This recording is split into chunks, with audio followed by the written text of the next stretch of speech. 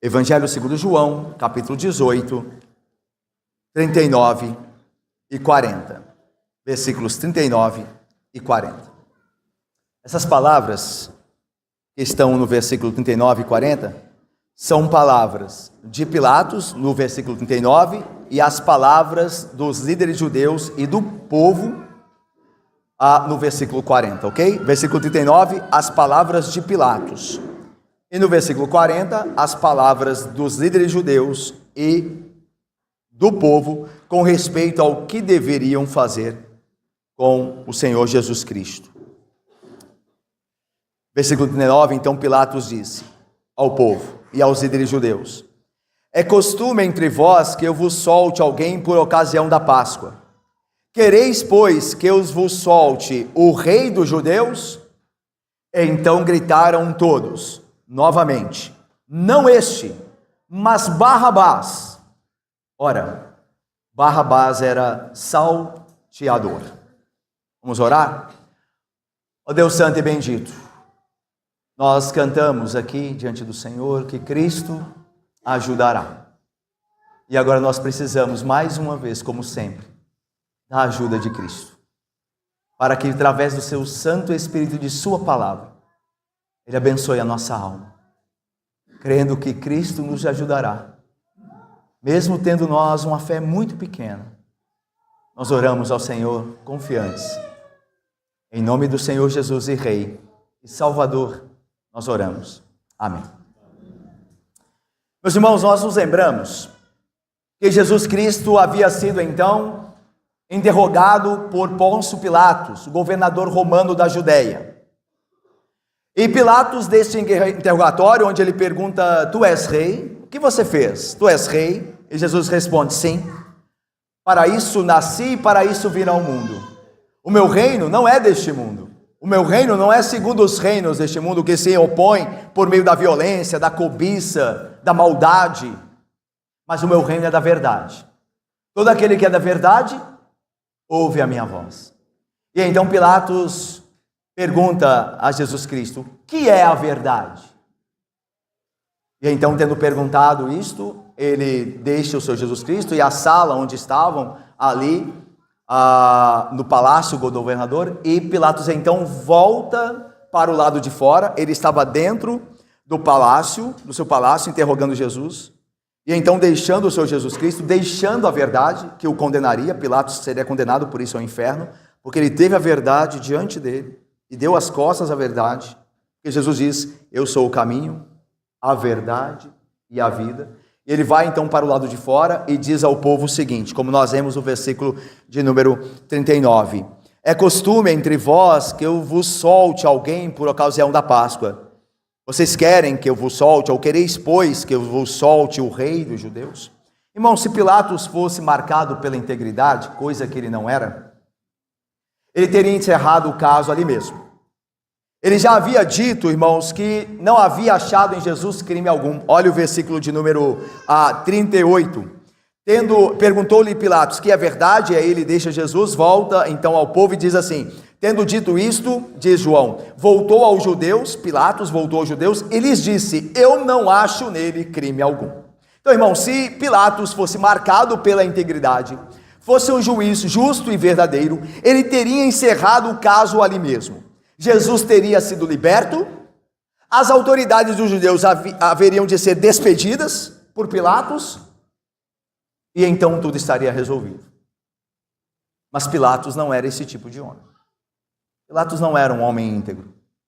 Pilatos, como muitos, e às vezes nós, eu e você, estava apenas preocupado com a sua própria pele, não com a verdade. E ele então toma outro caminho. Ele escolhe, ele decide tomar outro caminho.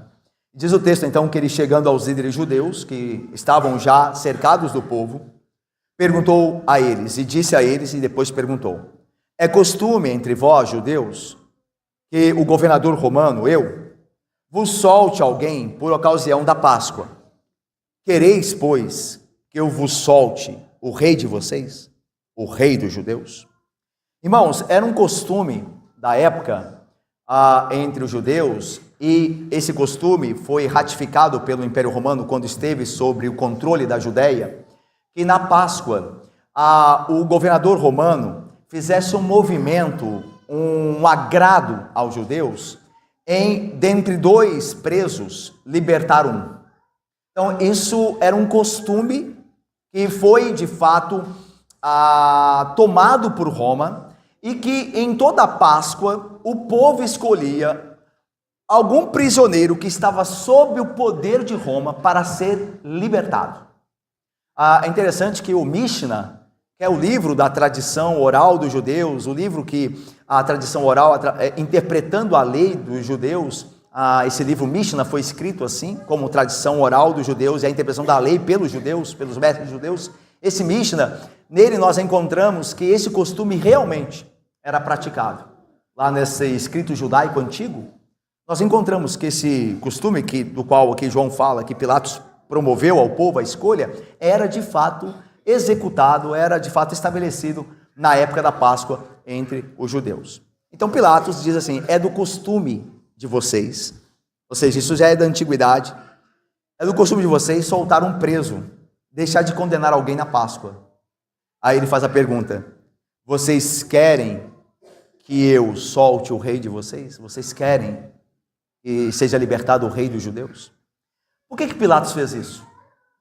Nós já vimos que ele, como não era íntegro, ele não encerrou o caso como deveria, libertava Jesus e despedia os judeus e pronto. Mas por que ele, de fato, não fazendo isso, o que deveria ser feito, encerrado o caso, ele promove essa escolha aos judeus? O texto não fala o motivo, certo? Nós não temos aqui o motivo.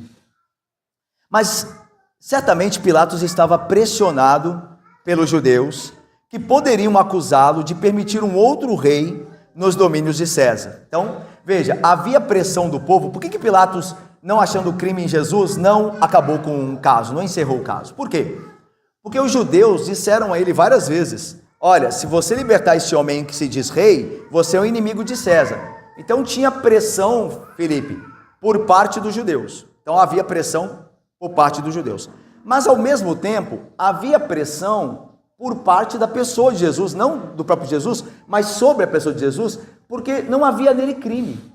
E Pilatos estava com a consciência pesada. Os judeus querem que eu o condene, e eles podem me acusar de uma revolta contra César se eu deixar um suposto rei permanecer. Ao mesmo tempo, este homem não tem crime nenhum. E aí vocês se lembram, meus irmãos, no Evangelho de Mateus, no capítulo 27, que a esposa de Pilatos, vocês se lembram disso? A esposa de Pilatos tem um sonho sobre Jesus. E diz o texto lá assim: estando Pilatos no tribunal, sua mulher, que alguns historiadores, Josué, dizem que o nome dela era Cláudia, né? A história tem dito que o nome da esposa de Pilatos era Cláudia. Estando ele no tribunal, sua mulher mandou-lhe dizer: não te envolvas com esse justo,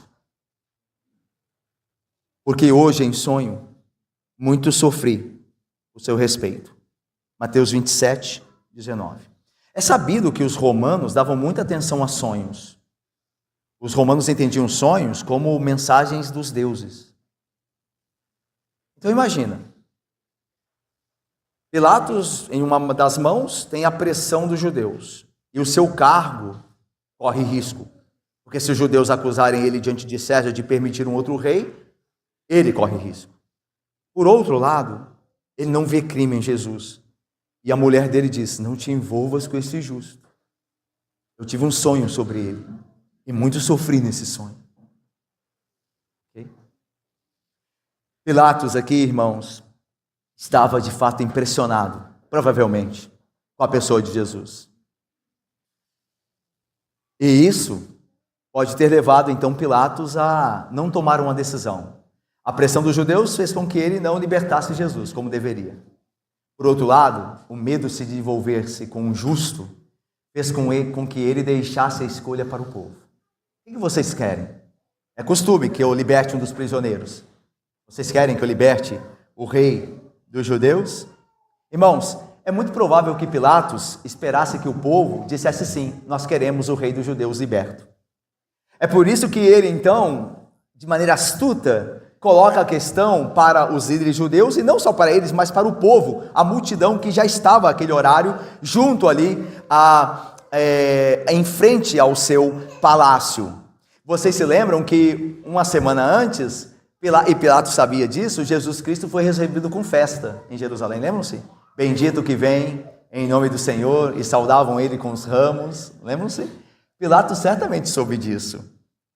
Então Pilatos disse, provavelmente pensou consigo, olha, se eu propuser isto, o povo vai escolher Jesus. E aí eu escapo dos líderes judeus, porque eu posso falar, olha, eu queria até atender vocês e dar fim a ele, mas o povo não deixou. E ao mesmo tempo ele se livraria da consciência pesada de condenar um justo. Então ele apela para essa estratégia. Provavelmente porque ele entendia que Jesus Cristo seria liberto. Porque o povo tinha não menos de uma semana, de fato, celebrado o rei dos judeus. Nós percebemos aqui, irmãos, que Pilatos estava, de certa forma, comprometido em salvar Jesus. Mas não a todo custo. Isso eu queria que nós saíssemos daqui hoje com isso em mente e no coração. Pilatos queria fazer um bem a Jesus, mas não que custasse muito a ele. Ele queria libertá-lo, mas ele estava preocupado com ele também, com seu cargo. Então ele queria fazer algo por Jesus, mas não muito. Ele não queria se envolver tanto. Daí ele não tomou a decisão. Ele colocou isso para o povo, porque ele não queria ter que pagar o custo de estar ao lado de Cristo. Assim são muitos hoje, e pode ser que sejam muitos aqui hoje. Muitos se dizem cristãos, seguidores de Cristo.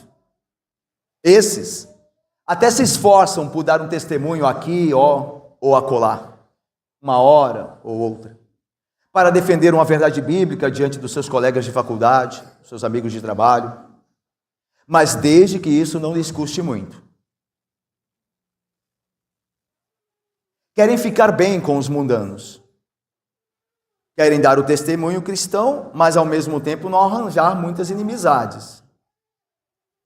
Querem seguir a Jesus, mas não com um custo elevado. Não com um custo elevado. Afinal, eu tenho que manter meus contatos, minhas amizades. Eu não posso parecer tão retrógrado, tão ultrapassado. Defender a todo custo Jesus pode lhes custar muito, pensam alguns, e pensam eles. Pode lhes custar prestígio, fama, dinheiro, oportunidades deste mundo, amigos deste mundo, prazeres e pecados de estimação. Se envolver com Jesus pode custar tudo. E muitos não querem ter que abrir mão de muitas coisas e aceitarem suas vidas. A pergunta que nos cabe aqui nesta manhã, irmãos, é: que tipo de cristianismo é esse? Que não tem custo. Esse é um cristianismo sem cruz. É um cristianismo falso. Lamentavelmente, esse cristianismo é do tipo mais comum entre os homens. É aquele cristianismo de domingo.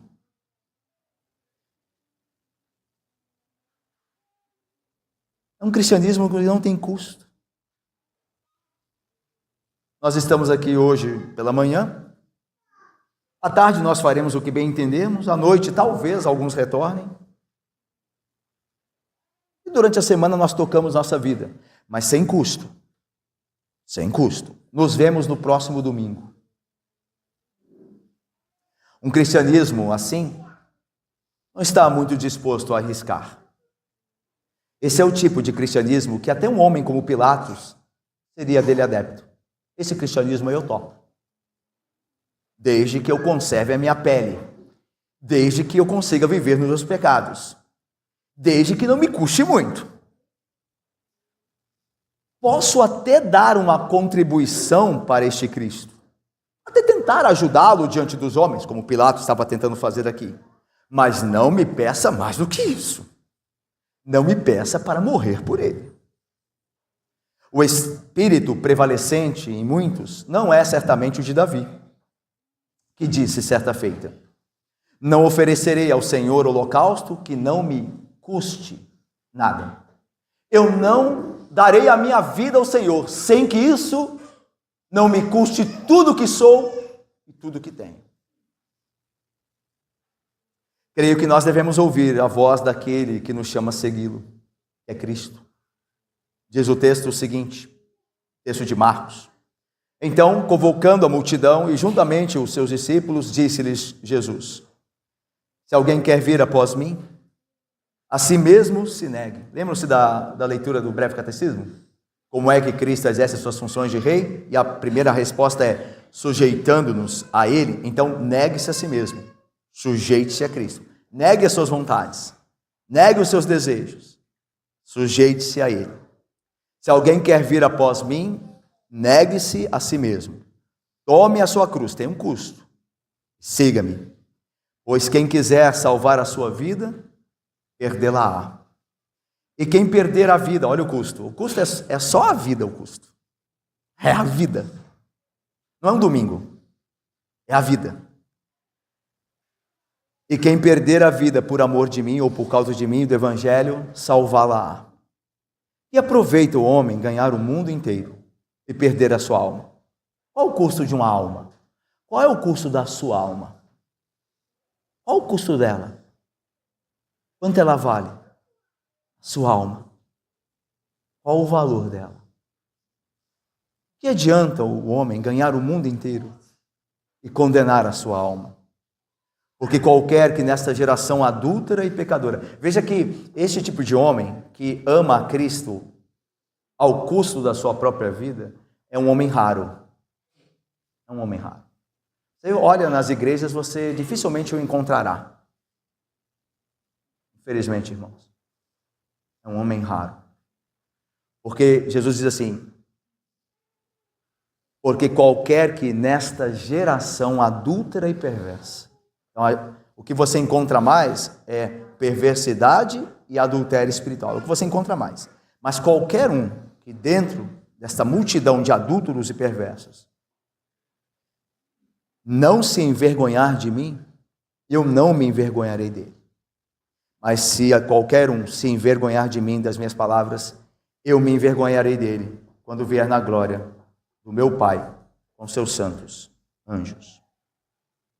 J.C. Riley, um teólogo inglês do século XIX, advertiu o homem, e o faz aqui conosco também, que não deseja se comprometer com Cristo, custe o que custar. J.C. Riley disse assim, abre aspas: desejo que considere seriamente se tua profissão de fé religiosa te custa atualmente algo. Muito possivelmente não te custa nada. Com toda probabilidade, tua religião não te custa dificuldades, nem tempo, nem pensamentos, nem cuidados, nem dores, nem leitura alguma, nem oração, nem abnegação, nem conflito, nem trabalho, nem labor de nenhuma classe. Bem, pois não te excuses do que vou te dizer. Esta profissão de fé não poderá salvar tua alma. Nunca te dará paz enquanto estás vivos, nem esperanças na hora da morte. Uma religião que não te custa nada, não vale nada. Desperta. Desperta, desperta e crê. Desperta e ora. Não descanses, até que possas dar uma resposta satisfatória à minha pergunta. Que te custa? Que te custa a sua fé em Cristo? Voltemos ao texto. Versículo 40. Pilatos então disse no versículo 39, a quem vocês querem que eu solte, como é do costume de vocês? A Barrabás ou a Jesus chamado Cristo? Versículo 40, vamos ler juntos? Leiamos. Então gritaram...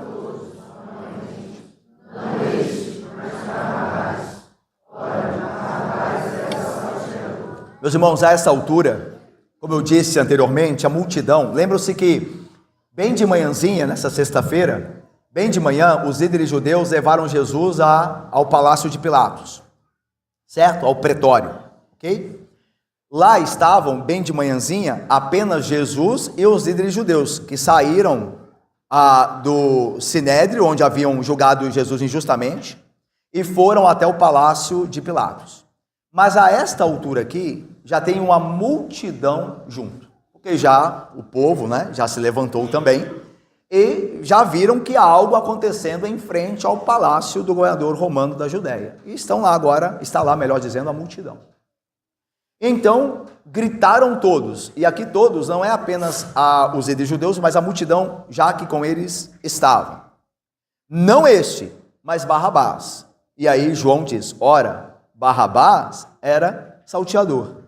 Irmãos, a esta altura aqui, a multidão que estava com os líderes judeus já havia sido influenciada pelos líderes judeus a pedir Barrabás solto e não Jesus. Olha o que diz o Evangelho de Mateus sobre isso. Mas os principais sacerdotes e os anciãos persuadiram o povo a que pedisse Barrabás e fizesse Jesus morrer. De novo perguntou-lhes o governador, qual dos dois quereis que eu vos solte? Responderam eles, Barrabás. Replicou-lhes Pilatos, que farei então de Jesus, chamado Cristo? Seja crucificado. Responderam todos. E aí Pilatos disse, qual mal ele fez? Perguntou Pilatos. Porém, cada vez clamavam mais, seja crucificado. Mateus 27, 20, 23. Aqui diz então que os principais sacerdotes do povo haviam persuadido a multidão a desejar que Barrabás fosse liberto, e não o Senhor Jesus. Mas quem era Barrabás? O texto fala de Barrabás. Quem que era ele? Todos os 4 evangelhos nos contam um pouco sobre a pessoa de Barrabás. Em Mateus 27, que nós lemos, diz assim, naquela ocasião tinham eles um preso, tinham os romanos, um preso muito conhecido, chamado Barrabás. Então Barrabás era um preso, e era um preso famoso, muito conhecido. Marcos 15, 7 diz assim, havia um chamado Barrabás, preso com amotinadores, pessoas que fizeram um levante, uma revolta, os quais em um tumulto haviam cometido homicídio. Marcos 15, 7. Então veja, Barrabás não era só um preso muito conhecido, como diz Mateus.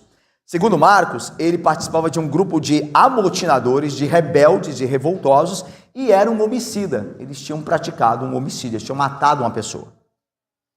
Em João 18:40, nós vimos, acabamos de ver aqui, Então gritaram todos novamente, não este, mas Barrabás. Ora, Barrabás era salteador. É interessante que a palavra grega para salteador, a palavra lestes, que é uma palavra grega para salteador aqui em João capítulo 40, era usado pelos escritores do primeiro século, não apenas no sentido de um saqueador, alguém que rouba algo, mas também para indicar um terrorista, do ponto de vista romano, um guerrilheiro, alguém que tinha uma perspectiva nacionalista e queria levantar uma revolta armada contra um império ou um governo opressor, no caso de Roma. Então essa palavra grega, salteador, ela é mais do que alguém que rouba, dona Noemi, alguma coisa, mas é alguém que é um guerrilheiro, um terrorista, que tem desejos nacionalistas. É bem possível que este Barrabás fizesse parte de um grupo terrorista libertador da Judéia contra o Império Romano. E ele era um grande inimigo, muito famoso, como diz os evangelhos, do Império Romano. Então veja, é interessante aqui que Barrabás era um inimigo de Roma de fato, e não o Senhor Jesus Cristo. Não era o Senhor Jesus Cristo que era uma ameaça para Roma, mas era Barrabás. O Senhor Jesus Cristo, como testificou Pilatos, não tinha crime nenhum. Barrabás tinha. Era um criminoso conhecido. Era, de fato, um revoltoso, um terrorista, um guerrilheiro. Se Barrabás não tivesse sido solto e libertado, ele provavelmente teria sido executado, teria sido crucificado. Assim morreria Jesus, então, como nós sabemos, no lugar de Barrabás. O povo que nós vimos no versículo 40, Olha aí. E gritaram todos novamente, não esse Jesus, nós não queremos esse Jesus, mas Barrabás, queremos Barrabás. Ora, Barrabás era salteador. Então o povo escolheu Ana, Jorge querido, Marcelo, Jonatas. O povo escolheu Barrabás. E Jesus então morreria no lugar de Barrabás. Barrabás era o culpado. e merecia muito bem, como nós vimos pelo testemunho do Evangelho, a crucificação. Quando Jesus morreu no lugar de Barrabás, isso significou a permissão para Barrabás viver, não é verdade? Se o povo escolheu Barrabás, e Jesus então morreria no lugar de Barrabás, então Barrabás poderia viver. O justo no lugar do injusto. O justo Jesus no lugar do injusto Barrabás. O puro Jesus no lugar do impuro Barrabás. O bom Jesus no lugar do vil Barrabás. O santo Jesus no lugar do pecador Barrabás. Você percebe aqui, pela graça de Deus, pelo Espírito dele, que eu e você somos Barrabás? Ao invés de ficarmos com raiva de Barrabás, ou com ojeriza de Barrabás, ou com raiva do povo que o escolheu no lugar de Jesus, nós deveríamos nos ver como Barrabás. Nós somos Barrabás. Nós somos os injustos. Nós somos os vis. Nós somos os pecadores. Nós somos os impuros. O texto diz que Barrabás era um ladrão, os evangelhos dizem. Nós também somos. Mas pastor, eu nunca roubei sequer uma moeda. Sim, é verdade. Talvez seja verdade. Mas eu e você já roubamos a glória de Deus muitas e muitas vezes. Eu e você já colocamos deuses, ídolos no nosso coração ao invés de Cristo. Eu e você tememos mais homens do que a Deus. Você e eu roubamos a glória de Cristo. Você e eu somos salteadores, ladrões.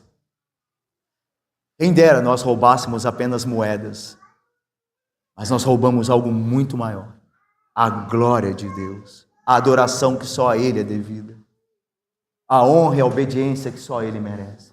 Quantas vezes eu e você saqueamos ao Senhor Jesus Cristo? Mas Barrabás era um rebelde, nós também somos. Quantas vezes nos rebelamos contra a vontade do Senhor, contra os seus mandamentos? Quantas vezes, irmãos, eu e você? Quando o Senhor nos diz em sua palavra claramente para não fazermos algo, nós passamos por cima. Justificamos com 1000 desculpas e quebramos sua vontade. Isso é rebelião. Isso também é rebelião. Nós também somos Barrabás. Eu e vocês. Barrabás era um assassino. Bom, isso nós estamos livres, não é, irmãos? Nós nunca matamos ninguém, não é? Será mesmo? Pensemos melhor. O apóstolo João diz assim: todo aquele que odeia a seu irmão é assassino. Todo aquele que odeia o seu irmão é assassino. Todo aquele que chamar o seu irmão de tolo será sujeito a julgamento. Jesus diz: ouviste o que foi dito pelos antigos: não matarás, e quem matar estará sujeito a julgamento. Eu, porém, vos digo: todo aquele que sem motivo irá-se contra seu irmão, sem motivo, todo aquele que sem motivo irá contra seu irmão será sujeito a julgamento.